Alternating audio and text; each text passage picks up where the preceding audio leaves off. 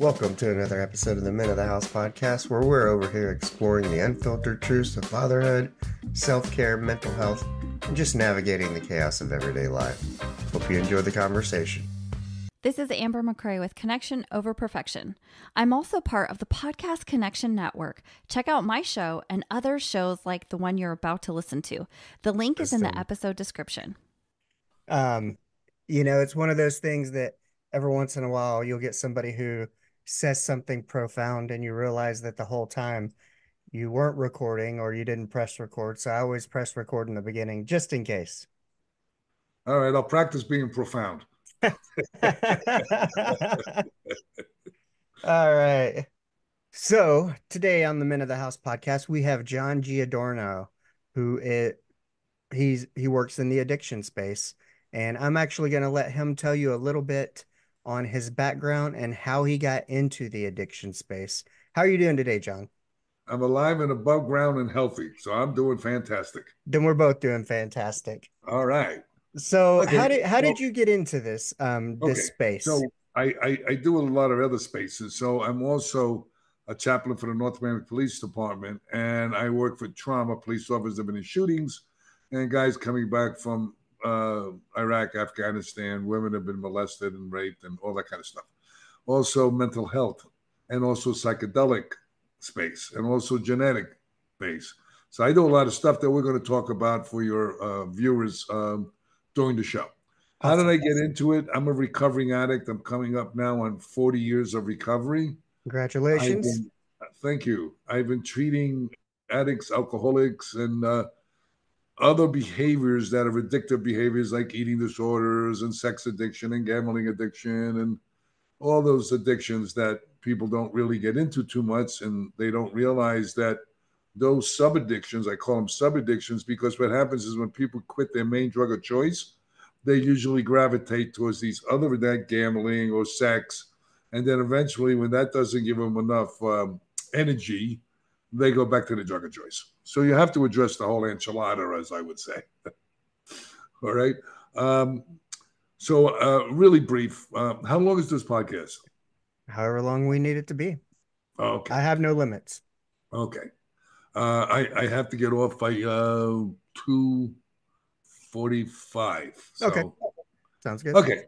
Anyway, okay. So being a recovering addict, my family it was a mafia family type of family. My uncle was a hitman. My father was a heroin dealer. My grandfather was a Shylock. Those are people who loan you money. And if you don't pay, you'll pay one way or the other. So I always said I would never grow up like them. My father went to jail when I was 8. I got molested when I was 8.5 by boys in the neighborhood. Had a big impact on me. And then I was 9. I got molested again by a babysitter. She was 14. So I had a lot of trauma in my life. I got left back in the 6th grade because I was a class clown. And the reason why I share this information with people is because no matter what kind of family you come from, no matter what kind of schooling you had, I quit school in the 9th grade, by the way. And if you have addiction or you don't have addiction, you can always be successful. And you can overcome it. I'm also a grand master in the martial arts, Black Belt Hall of Fame, national karate champion, all that kind of stuff. So my uncle, who was a hitman, threw my wedding at 20, and the caterer insulted him in front of the family. So the next morning he killed him. And we had to leave town real quick. Matter of fact, I wrote a book about my life story, how I turned $300 into $45 million. Opening up a treatment center, which I knew nothing about in the beginning. And I show people that, no matter what kind of family, like I said, and we had to leave town real early, my new bride and I, and it's a whole story. And if you really want to look at the story, go to the Amazon. It's called The Kid from the South Bronx Who Never, Ever Gave Up. So that's that. And make it real short, my family did an intervention on me because I was really getting out of hand. I did every drug known to man. I used to do collection work for the smugglers. I used to do a lot of stuff. Well, I used to sell what drugs. actually led you into your addiction? I mean, did you just start off experimenting? What was your drug of Yeah, choice? well, And actually, the first drug I ever did was in 1965. It was LSD. And my friend came over with this little bottle of clear liquid, and he says, "Hey, this is." I said, "What is that?" He said, "Well, that's LSD." I said, "Oh, let me see." And I heard that it expands your mind, so I drank the whole bottle. oh wow. He freaked out because it was 5 hits. That's enough for 5 people. I was on a journey for like 4 days, an incredible journey. And then I became, like, I guess you can call addicted to psychedelics. I did mescaline, I did peyote, I did uh, every drug known to man. Anyway, MDMA, or it was MDA at the time. Um, so those are all the things I did. I smoked pot, opiates I didn't like. I like drinking, I didn't like either. I did speed, I did every drug. Anyway, so why did I do the drugs? Well, it was originally an experiment, and then originally was just to get high, and then originally it turned into uh, not being able to stop getting high, and it was no longer high; it was a down. So it really wound up feeling bad. I became really really sick. I'll put it that way. And so my family did an intervention on me. So I told you what my family was Hmm. about. I'm wondering who's doing an intervention on them. They're selling drugs. They're doing all the shit. They want me to go to treatment. So my mother said she wouldn't talk to me, so I went to treatment. And I had a spiritual awakening in treatment. In the beginning, I didn't want to be there. I said, I wouldn't even get high with you people. What am I doing here? You know. Anyway, after 2 or 3 weeks, I started realizing that the shame kicked in, the guilt kicked in, how I hurt my kids, how I hurt my family, how I was hurting myself. Um, and I wanted to go home during Christmas time. It was Christmas Eve. And I went into treatment on December 4th. And I said, I want to go home with my kids. I don't want them to see me in a hospital. They says, no, John, you can't go. Well, I don't know about anybody else, but I didn't just get angry. I got rageful. So I went back, punched the door in my room, threw things around, and then I started to feel this pain and this anger inside of me, and this hurt, severe hurt. And I said, you know, I was wondering what the heck am I going to do with this? And all of a sudden, my therapist came into my head, and he's saying to me, "How about, John? Do you ever pray on your knees?" I said, "Look, I'm a recovering Catholic. I got calluses on my knees." So So he says, how about humility? I said, well, give me a break with that already. I said, you know what? I always tell the same story. My God, if I'm in the closet, do you mean he doesn't hear me? I mean, come on. But anyway, the pain was so great. And I said, let me get down on my knee. Let me pray to whatever this is, God, energy, aliens. I don't know. Okay. But energy, I need something to help me. And I went to get my knee down, and this may sound a little strange. I couldn't get my knee down. And I had to push it down, and I had to push my other knee down. And they said, look, whatever's out there, please, I'll do whatever you want me to do. Just take this away from me. I can't handle it anymore. And it left like it never was there.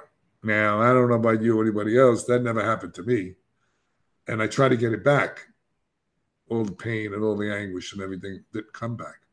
So that what I call my spiritual awakening and treatment. And from then on in, I went on a journey. And I don't want to talk about all of that. I'd rather talk about how to help people. Okay. If you want to know the journey, go get the book. All right. Well, so that's kind of whenever what at what point was it in that treatment program, or was it after that you said, "Hey, um I want to help people?" Because the original question was kind of how did you get into this space? So, at what point in your journey did you decide I want to help people and I think I have what it takes? Well, I always wanted to help people with karate. Okay. I taught in Liberty City in Overtown. That's in the African American community. I'm an inner city kid, so I felt at home. And I always helped kids get off of drugs and go on the right path, even though I was on drugs myself. But it wasn't on the point where it was apparent to anybody. So always these beginnings are not that, noticeable Right. until you continue doing it, and then it becomes a whole other ballgame. You know, so I always helped a lot of people. And when I got into the addiction arena and I saw how people were getting better, and I really started enjoying it, and learning about it. And I did everything they told me to do, even though I didn't believe in it and I didn't want to do it. Go to 90 meetings in 90 days. I went to meetings every day, regardless. It was 90, 200 meetings. I didn't care. Get a therapist. I got a therapist. Go to aftercare group. As a matter of fact, they had to throw me out of the aftercare group. I was there for a year and a half, and it's only supposed to be a year. So I just kept going, and I used to say, well, when is it going to get better? And they said, John, did you use today? I said, no, John, it already got better. So, and then with God, I would struggle with God, the God thing. And I had an old timer come up to me at a meeting. He goes, I hear you struggling with that. He says, how about G-O-D? I said, look, man, I know how to spell. He said, no, no, no, no, no. He says, good orderly direction, G-O-D. I said, I can do that. So that was my higher power for a couple of years. And I always hear people say, well, AA didn't work for me. Treatment didn't work for me. And I have one sentence for them. No, you didn't work for it. It's like going, working out doesn't help me. No, you didn't work out right. Right. You Or know what I mean? you didn't do the support work, like you didn't do the Right. diet. And Because listen, man, you can't go to a gym for a month and say, now I'm going to be in shape for the rest of my life. No, it doesn't work that way. no, takes a lot of Uh, work, a lot of time. right. Well, it's after a while, it's no longer work. It's part of your life. Because if it's work, eventually you're going to want to leave, get a better Ooh, job. I like that. All right. Um, So uh, to me, it's a lifestyle, and and here's a guy that didn't want to believe in God anymore, became a chaplain and a pastor. Here's a guy that didn't quit school in the ninth grade, got my GED, and got all these degrees. Here's a guy that was always insecure around people that had degrees or doctors or lawyers, and now I lecture all over the world to doctors and scientists and all this other stuff. There's a guy that couldn't spell very well, by the way. They got spell checks. I like that. And grammar check. And here I am. I wrote 3 books and I co-authored another book with a bunch of scientists. so I got a question. I wanted to talk a little bit about genetics and how it plays into addiction. Did anybody else in your family have any issues with addiction prior to you? In my family, Yeah. they had a yeah, they had problems with everything, not just addiction. So that's a loaded question. My father was a heroin dealer, my uncle was a hitman, and my grandfather was a Shylock, and the rest of the family did all kinds of nefarious things. And most of them did drugs. So, Yeah, so it was yeah. kind of a hit. It kind of, I want to say it probably, especially in those time frames, it kind of almost like rock and roll. It kind of comes along with the culture, Well, you know. when you have to understand genetics, we want to talk about. I work with Dr. Ken Blum, as I told you earlier. Hmm. He's a geneticist who found the DRD2-ALE1 variant gene. That's the main addiction gene. There's other genes that are involved, but that's the main gene. Okay, but now just because you have that gene doesn't mean you're going to become an addict or an alcoholic. All right, because there's such a thing called epigenetics. Now, epigenetics means the social environment can change the gene expression. So you don't have a sentence of being an addict because you have the gene. But now there's a but is you have to live a life of wellness. Okay, and what does that mean? Well, most people don't realize, and this is where I like to segue into how to change and help people with addiction and mental health, because talk therapy is really good. Trauma work is excellent. Okay, working with the inner child is wonderful. But talk therapy deals with the software of the brain, what I call. Mm-hmm. What other techniques do is they deal with the hard drive of the brain, which is your subconscious, which is the driver for all your behaviors. So EMDR, or I redeveloped that, eye movement desensitization and reprocessing, is an internationally recognized modality that helps with trauma. It's where you move your hands in front of people's eyes and different cadences, and it helps with all that. And people can look it up, EMDR. I redeveloped it because I have a master's in NLP, neuro-linguistic program. I'm also a hypnotherapist, and I'm also holotropic breathing. I also do karate breathing. And all of that I combine with the EMDR, and I get rid of trauma within 20 minutes to a half hour. Oh, wow. And I mean serious trauma. But I always tell people, don't believe a word I tell you, man, because nobody believes you anyway. I said, sit down in my chair, and if it doesn't work, you can laugh at me, but I'm doing this for over 20 years. Nobody laughed yet. So have fun. So have you found that really kind of the key to success has been studying all these different modalities and kind of combining them together versus, I mean, at different points in time, I'm sure in your life and career, because you have so much experience that, one thing is the newest thing, the latest thing since sliced bread, and, you know, you kind of go with that. But as you've gone on, you just told me about three or four things that you're kind of combining, and that's kind of the key to, as you would ingredients make a great dish, how you're helping with getting help people get rid of trauma. Well, you see, what people don't understand is your gut, which I've been working with for 20 years, is they call it now the second brain. Why do they do that? Because there's more neurons in your gut than in your brain.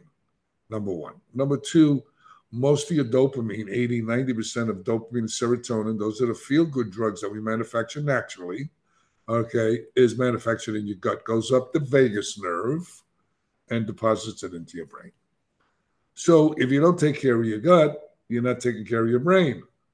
They're finding out now that autoimmune diseases are coming from the bacteria in the gut. So there's a lot of different things in the body that we're not looking at. And this is what I lecture about.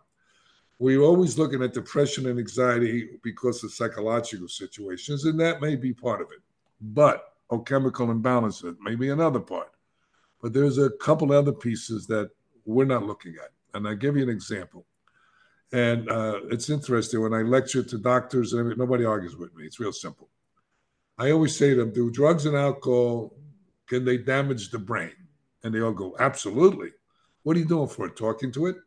That doesn't work very well. Throwing pills at it? That doesn't work either. Okay. How about hyperbaric medicine? Oxygen under pressure. Turns into a medicine and heals the brain. That's a piece. Okay. There's a lot of science going on with that, and more science needs to be done. It works with TBI cases, traumatic brain injury cases. Mm-hmm. It definitely works with wound healing. That's why it's in hospitals. And if it can heal with a wound on the outside of your body, it definitely can heal a wound on the inside. So then you got medical conditions are co-contributing factors to addiction and mental health and depression and anxiety. So what are those? Well, if you have a low thyroid, you can have depression and anxiety. Nobody argues with that. If you have leaky gut or H. pylori infection, you're going to have, and by the way, everybody, go look it up. Okay, don't believe me. You're going to have depression and anxiety. We found 85% of our patients had low testosterone. And if you have low testosterone, you're going to have depression and anxiety, or even high testosterone in certain individuals. Also, you can have hypoglycemia, especially with addicts. They can have depression and anxiety. Closed head injuries can cause depression, anxiety, suicidal ideation, and behavioral problems. So as you can see, there is a multitude of other precursors for addiction and mental health issues, which we are not looking at. Now, at my new treatment center that I'm partners with now, JC's Recovery Center in Hollywood, Florida, we have unfortunately, insurance companies don't cover a lot of the things I want to talk about right now. We also have clients come in with insurance, which we do take. But our executive program we do micronutrient testing to see where you are deficient in your body. because if you're deficient, it causes your body to go out of homeostasis. We do gut testing to see what's going on with your microbiome or the flora in your gut to get it back into balance. We do heavy metal testing. That's also very important because heavy metals can cause disruption in neurotransmission that mimics bipolar disorder and attention deficit disorder. And then we chelate those heavy metals out of the body. We take them to a cold plunge, which is good for inflammation, but also good for discipline, how to focus their mind and strengthen their resolve. We take them to the gym, and we have a coach that's with them throughout this whole process.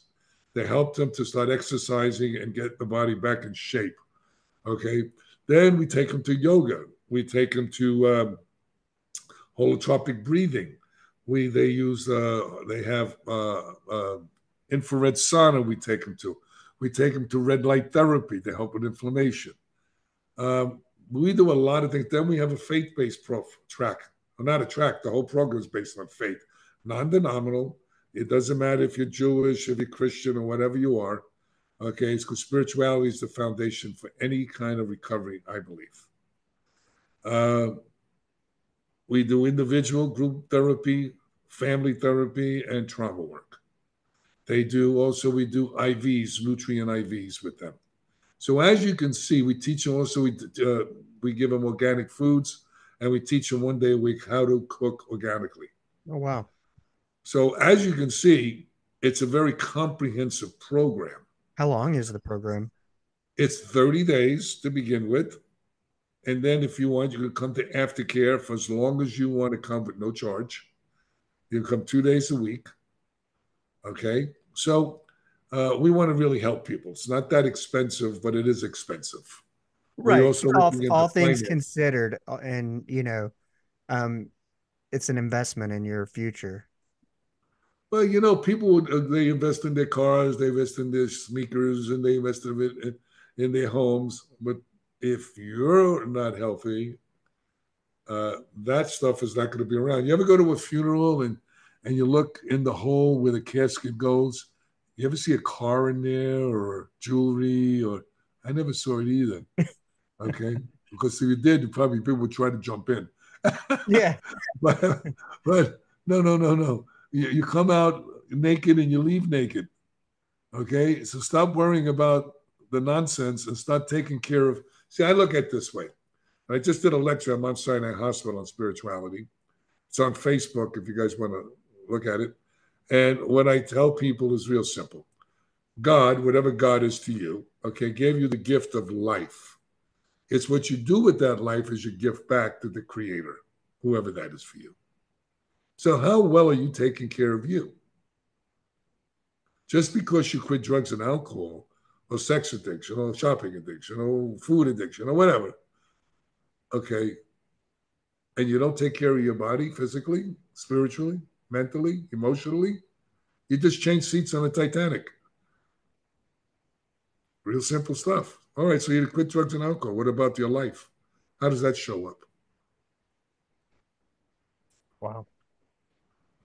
So, yeah, it's, I think I heard on a podcast I was listening to on a drive back that it was like either take care of your wellness or you'll make time for your wellness or you'll be making time for your illness.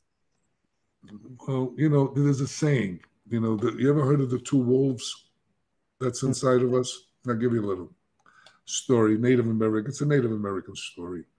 They had a bunch of the kids around the shaman, and the shaman was talking about the two wolves inside each one of us. One is the negative one that does all the stuff that's not good for us, and the other one is the positive one that's all the positive stuff for us. So one of the kids raised his hand. He says, "Which one is the strongest?" He says, "The one you feed." Very true. So which one are you feeding today, guys? hopefully the one that gets you further down the road closest to the best version of yourself. That's right. That's all we But can do. Nobody's perfect. We're not going to do it perfect. Give it up. Like yep, I'm going to be 78 in August. I'm in better shape than most guys that are 38. because I don't take medications. Okay. I take care of myself. Now, that doesn't mean that down the road I won't have to take medications or this and that. But what it does mean, I'm doing the best I can to get the best version of me. Because if I don't lead by example, I'm full of shit. I'm plain English. Yeah, Talk is cheap.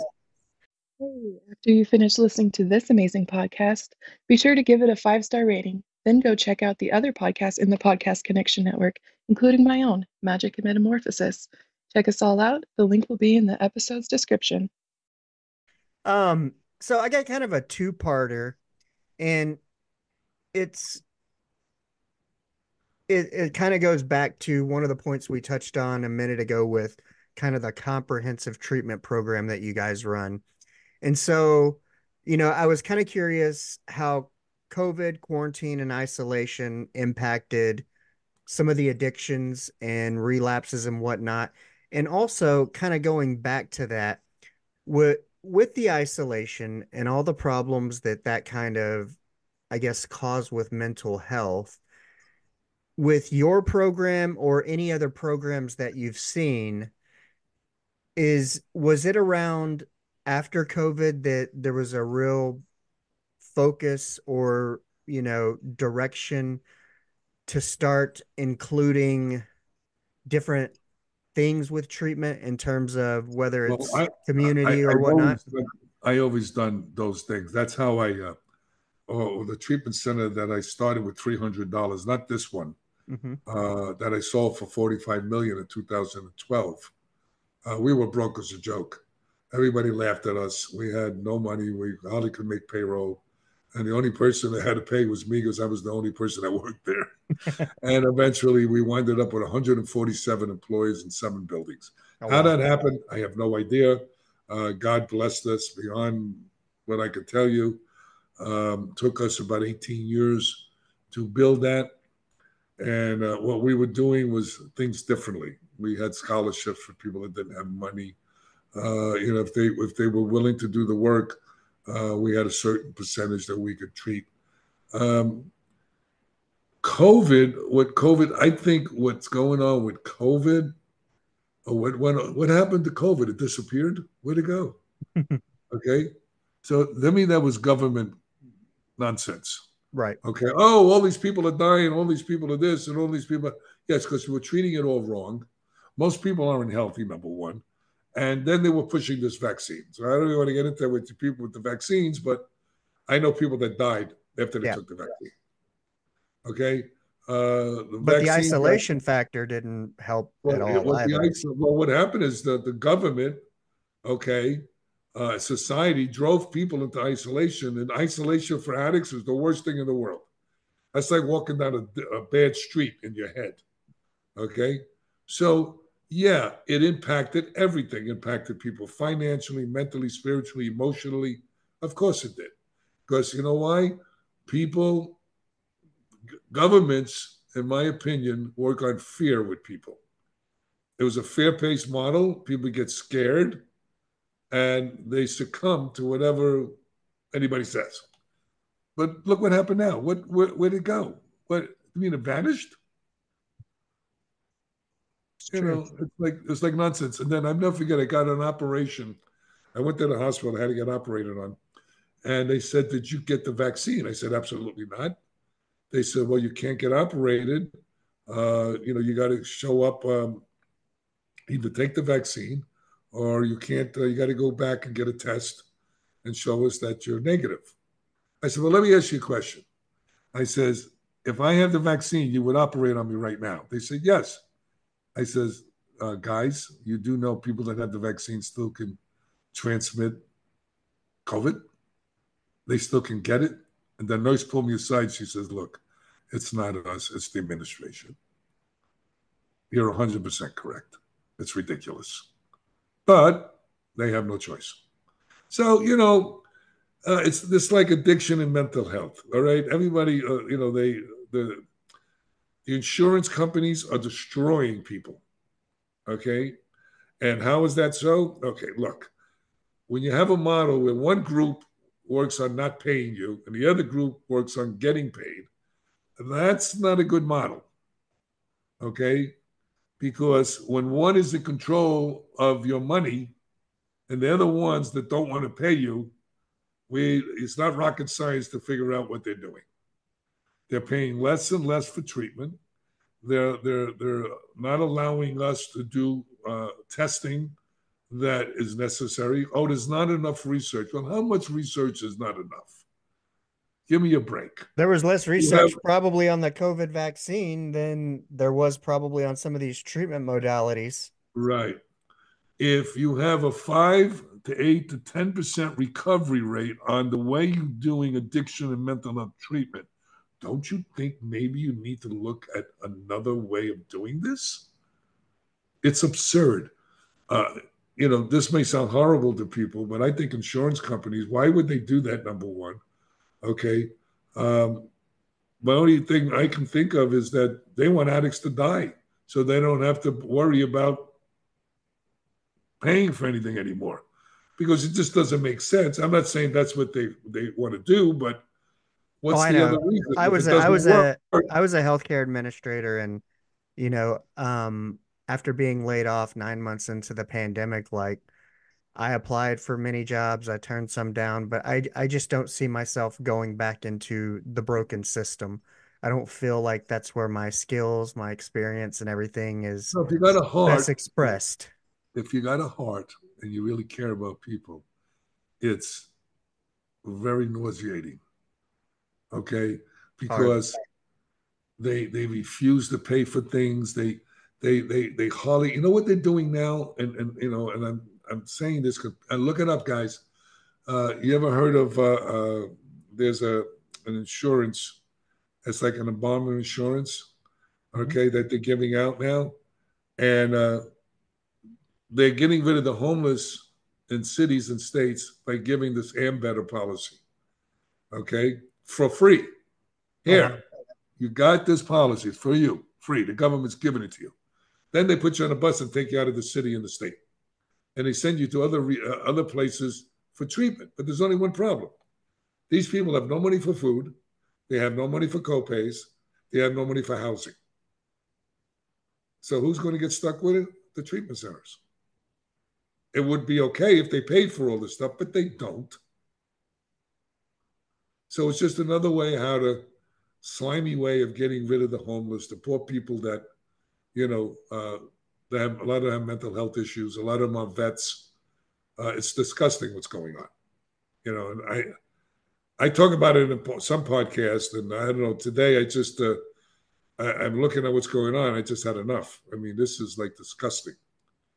We're in the best country in the world, and look what we're Right. doing. Well, there's that whole argument of, when I was getting my master's in healthcare administration, and there's all these satisfaction surveys, and there's this whole thing that if, you know, customer service or patient satisfaction is important because, satisfied patients are likely to be more compliant, and more compliance leads to less spending within the healthcare system because ultimately people are getting healthier. But, realistically, there's still, I don't know, healthier or not, it's still so difficult and unaffordable almost because even with insurance, you still have all the copays, you still have all the deductibles, administration, whoever, they all set these rules that you need to come back every 3 months for testing to make sure these drugs don't do this and do that. But it almost seems more like it keeps you on coming back, because I Oh, noticed, you're talking about Suboxone, then I'm sure, oh, right? every drug though, not Yeah, just in but addiction. I listen, mean, we're not fixing everything. We're mhm, walking cash registers for them. Okay, Suboxone and buprenorphine and methadone, they're opioids, so they right, became the new drug dealer in town. Okay, so now do some people need that? I would say a very small number of people who refuse to get well. Yes, otherwise they die. All right, I don't disagree with that, but there are alternative treatments that would help. And they go, well, which ones are they? There's not enough science. Well, you know what? Bottom line, it's $1 trillion business, and you don't want to know which ones because the pharmaceutical companies and you, I believe, are hooked up together. Right. Okay. Well, it might be a conspiracy theory, but everybody I talk to says, yeah, I believe that too. You know, because why do you use, like, look at your SSRIs? You Right. know, many of our vets have died, okay, that committed suicide. They go, oh, well, and they don't even want to tell the vets what is the downside of taking these things. I don't know if you know, there's a bill in Washington right now who my friend put through to tell the vets what the downside of taking these drugs. And you know what they said? The pushback. Oh, if you tell them, then they won't take them. Of What? course. No, I took them for a little bit and got off of them because I was like, for me, I said I my problem was I didn't feel anything, and I was like, that's not good either. I mean, it's one No, thing. you're a zombie. You're walking around like a zombie, and most Yeah. addicts take other drugs anyway. So it's like a cartoon. Okay, so there's a detox substance called ibogaine. I work with Dr. Deborah Mash. She's a pioneer in ibogaine research. She's a neuromolecular scientist from the University of Miami School of Medicine. She retired from there just recently. She used to be head of the Brain Bank and the Alzheimer's Foundation. And I worked with her since 1996. And ibogaine is a bush from West Africa. It was utilized by the Weedy tribe, and what they used it for was a rite of passage. But there was this gentleman named Howard Lutzoff who wanted to get high. There's all a big history about ibogaine, but that's just generally, he really brought it to the public. And a very heavy duty heroin addict. He wanted to get high and he took ibogaine. He woke up the next morning, he was detoxed with no cravings. So he said, wow, this is pretty wild. So he opened up a place in Panama, him and his wife. They invited Dr. Mash. They found out about her. She went and she observed what was going on. And then she says, oh my God, what is this? And she wound up being with them. But, just because you quit drugs and alcohol doesn't mean the behaviors go away right away.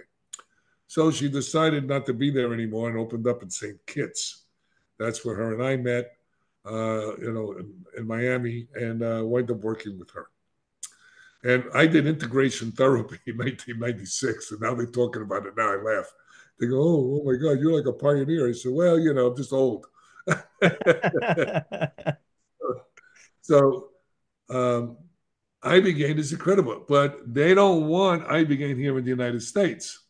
So why? Oh, it's a Schedule One drug. So let's look at what a Schedule One represents. First of all, it has to have no medical use whatsoever, number one, and it's highly addictive. Well, I promise you, you do not want to do Ibogaine on a daily basis. Matter of fact, you don't even want to do it once, okay? Because when you get in there and you're out there for 8 to 10 to 12 hours, okay, in this journey, all right, uh, you're in hell. You're visiting all your traumas. You're having what they call a cathartic experience. It's not something you get high with, okay? It's something that you learn from. And you don't have to keep doing it to learn. I promise you. You don't want to keep learning this, okay? Then you got to do the work. Then you got to go to treatment so you can work on all these behaviors and all the stuff that you learned. So this is where we're at, and it's but what's going on is now you got psilocybin, Hmm. okay, mushrooms, you got MDMA coming out, Ketamine. uh, you have a lot of psychotropic drugs that are finally in the market because we all know SSRIs really don't work very well for everyone. It's a guessing game. Yes, it's an educated guess, but it's a guessing game. Take two of these, take three of those. Oh, raise it, lower it. Oh, add this. You're having bad adverse reaction. Take this. Oh no, take that. By the Not time only that that, it's you got to do it your whole life. If you get on that stuff, it's like either if it gives you the desired effect that you're looking for, that's then you're going to keep taking it and you're probably not going to do any work. But whenever I noticed that I wasn't getting, I just didn't have any feelings and I didn't like it. And so I was like, okay, I have to stop taking this. And then, of course, I felt like I was crying all the time, but I said, at least I'm feeling. But the real issues need to be worked through, journal through, talked through. That's right. and They all need to that do the kind of work. stuff. Yeah, you got to Problem the is, root cause. If you don't problem address the is root cause, our then society today, they don't want to work. They want a magic pill that's going to take them out of their distress. Okay. Sorry, guys, there's no magic pill. And if you don't do the work, you're not going to get the job done. And even in our industries where people they don't even want to work, and if those who want to work, they want to get paid high salaries, and then they don't work. So it's almost comical what's going on in our country. We got to start tightening up everything. We're really uh, gone wild. This is not the country I grew up in, so I don't even know what's going on here. now were you I mean, guys allowed to stay open during I COVID and wasn't, I quarantine? wasn't, I wasn't, I didn't have a treatment center. When I sold in 2012, Mm-hmm. all I did is I was lecturing and writing books Okay. and doing podcasts. So I didn't actually have a treatment center, but Now, it do you know, affected did you all the keep, treatment centers. yeah, did they get to stay open or was that kind of a point in Yeah, time where, just barely, okay. just barely, Because I wonder you how know, many addicts kind of either missed out on treatment or went to the wayside or how many a lot, possible lives a were lot. lost during Well, that let's look at it time. this way. Over 100,000 people, addicts die every year. And I think it's even higher than that. It's probably more like 125, 150. 150,000 people. And they keep on paying less for treatment. They keep on shortening the days for treatment. And they keep on giving people pills to walk around like a zombie. What's wrong with this picture? Okay. So that's why I went back into the field and opened up this treatment center. And even the ones that don't have any money, we give nutrient IVs for free. We do as best we can to get all the groups and all this stuff. I just can't afford to give them all the other modalities that can really, really help. But we teach them about it, and hopefully they do some of them. Because we deal with the homeless people, people that don't have anything, people that have mental health issues. It's very sad to see these young people, what they're going through. And, most people don't know this, but if you go to treatment and they don't put you on medication or you're not on medication, then you're not sick enough to be in treatment. Mhm. Now, how crazy is that? The whole goal is to uh, be Get as them out and give them self-sustainable as medication. possible. That's the goal. Get them out quick, give them medication, okay, and that's it. And if they die, oh well. Now, do you see, I know there's always hope because, I feel, Absolutely, there's hope.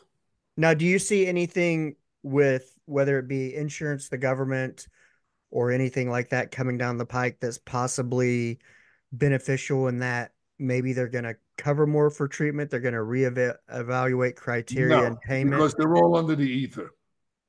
because it's the They're all insurance under the companies ether. and not necessarily No, whoever's making no. healthcare law. People are going out of country to get health care, believe it or not.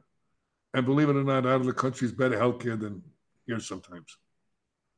Because a lot of the people out of the country studied here, and now they can really treat people over there.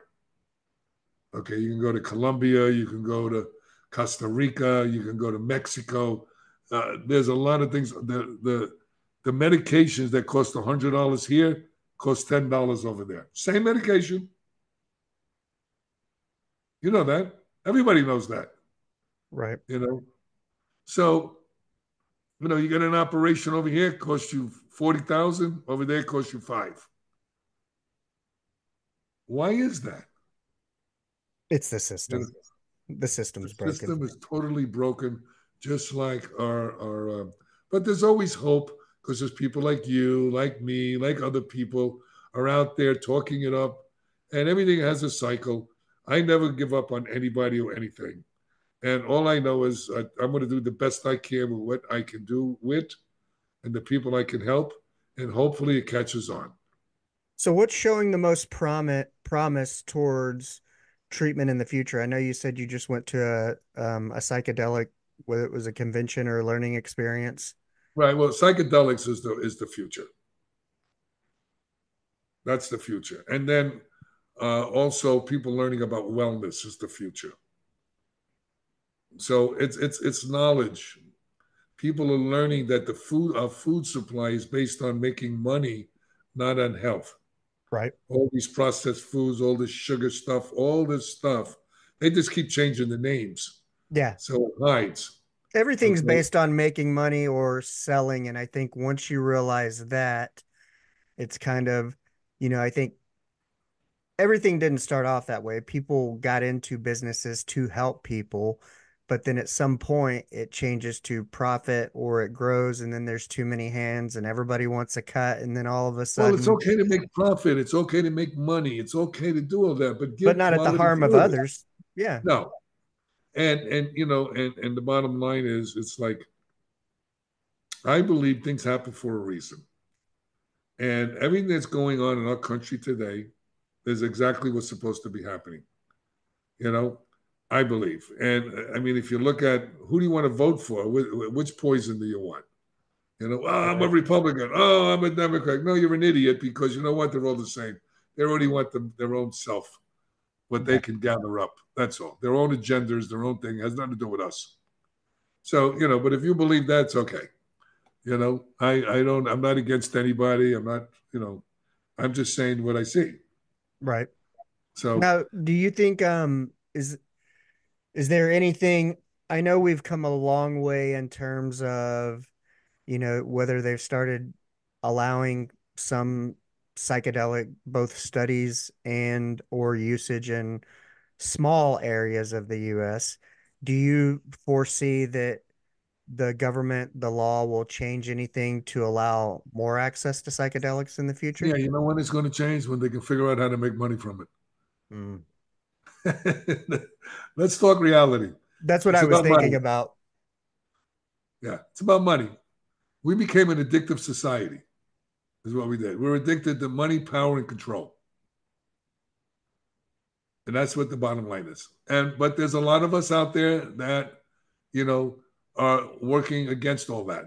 And we shall prevail. I always have hope. Okay. And the bottom line is this is not about negative stuff, what we're talking about. It's about what's really going on. And then we have to see how we can do something about it as a group. Let's start getting people in Congress and places that really care about people, not just about themselves. That's kind of hard to find, but there are some people out there, I believe. Yeah, they're But out there. we got to wrap up because I got to go to another appointment. Sounds good. Well, I But appreciate your time and your knowledge, and I definitely look forward to see what's coming on in the future. well, if they want, they can go to my website, John, the letter J, Giordano.com, Giordano.com. And they see all the projects. They'll see some of the research papers I have and the television shows and the podcast and the lectures, all the stuff. Awesome. Okay. And go. And if you want, my phone number's on there. Call me if you need help. Whatever you want to do, guys. I'm here for you. Well, thank you for your time, and I love what you're doing, and thank you for all you do. And thank you for having me on. I really appreciate it. Oh, you're welcome. My pleasure. Well, you have a good appointment. Okay. Thank you. All right. Bye-bye. Bye. Well, you've made it this far, which means you're probably a super fan of the show. That's amazing, and I really appreciate your support. To keep up with all the latest updates, make sure you're following the show on social media. You can find all the links in the bio. And if you've been enjoying the content, I'd be so grateful if you could take a minute and leave a review. It really helps us reach more people who might love the show as much as you do. Also, don't forget to tell one friend about the show as well. Word of mouth is the best way to help us grow. And if you're feeling extra generous, check out the link tree in the bio where you can find a link to donate. Every little bit helps me keep creating the content you love. Thanks for being an awesome superfan. I couldn't do it without you. Let's go. Asteroid of fear.